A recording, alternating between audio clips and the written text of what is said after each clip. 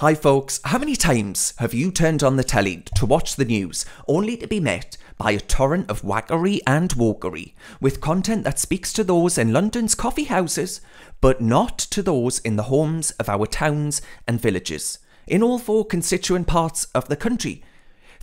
I think, for many of us, or indeed for me at least, the post-referendum response of much of our political and media class has driven the idea home. They're just so exclusively far removed from the views of ordinary Brits to the extreme.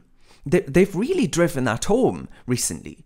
You know, the offering at the moment for some time, for most of my life, has been the same predictably left-wing voices put forward. There's precious little on the BBC or Sky for cultural conservatives, for those who quite like the country and the values that it champions, for those who don't see Brexit as a revolt of chippy little oiks that should know better than to vote against the wishes of their supposedly better educated technocratic elite.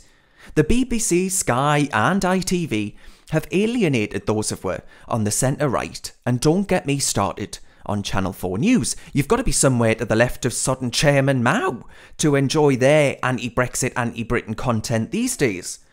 The broadcasters, folks, are going exactly the same way. It's so similar to what's happened to the Labour Party. They've alienated a once loyal base by trying to exclusively appeal to the young and those in cities, pushing away pro-conservative viewers. Don't forget that, 14 million people voted Tory in 2019. You flick on a news channel these days and you're met by a panel of voices that broadly agree with each other, giving each other a liberal, metaphorical pat on the back, to the rest of the panel having the same set of views as people like them. Not the viewers, or people like us. We've seen that when voices like Piers Morgan are hired, if they say something that Twitter doesn't like, well, my God, you'd better apologise or you've had it. You're out. Sling your ook. Debate and speech on our mainstream channels is dead and buried. We get tokenistic responses by broadcasters to move jobs out of London, but all they end up doing, as they did with the BBC's breakfast show, let's not forget, that the same show that sneered at the Housing Secretary Robert Jenrick for daring to fly our flag and hang a portrait of Her Majesty the Queen.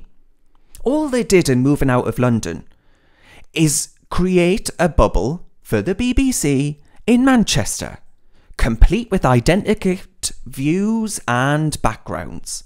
That's why I'm absolutely delighted, thrilled, that on Sunday, 13th of June, at 8 PM, with a special programme called Welcome to GB News, and I'm excited for what GB News said will finally be offering to the nation.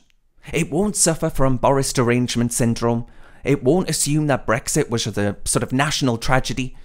It won't assume that the audience are thick or that their country must always be in the wrong, with Britain being bad and Brussels being good.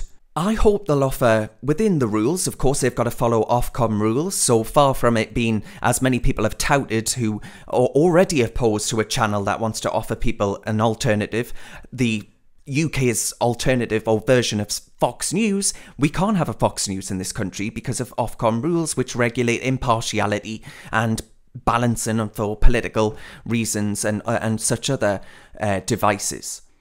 But I hope they'll offer genuine free speech and debate on issues like environmentalism, for example. Because whilst many of us in this country agree with the need for environmental stewardship, for the need to protect our heritage for the next generation, there are real and genuine concerns that I share around the net zero policy, sacrificing the working class and their jobs, their meat, supermarket bills, their energy bills, their cars, having to pay to remove their gas boilers, all to appease Greta Thunberg and others, whilst China and India pump out CO2 at a rate faster than a horse racing commentator speaks. I think GB News will be bigger than most of the other broadcasters because it will offer a genuine alternative, a choice, with big names like Andrew Neil, like Dan Wootton and other well-respected voices, as well as some exciting new ones. And guess what? We're not forced to pay for it with the threat of prison if we want to watch live telly elsewhere, as we are with the BBC.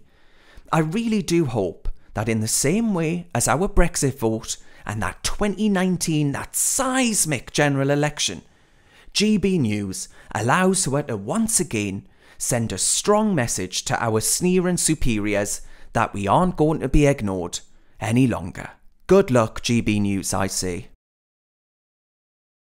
Reasoned relies upon grassroots donations from people like yourself that want us to continue producing our high quality, free thinking content. So please do consider clicking the link and donating, no matter how big, no matter how small, because it really does ensure that we can keep on keeping on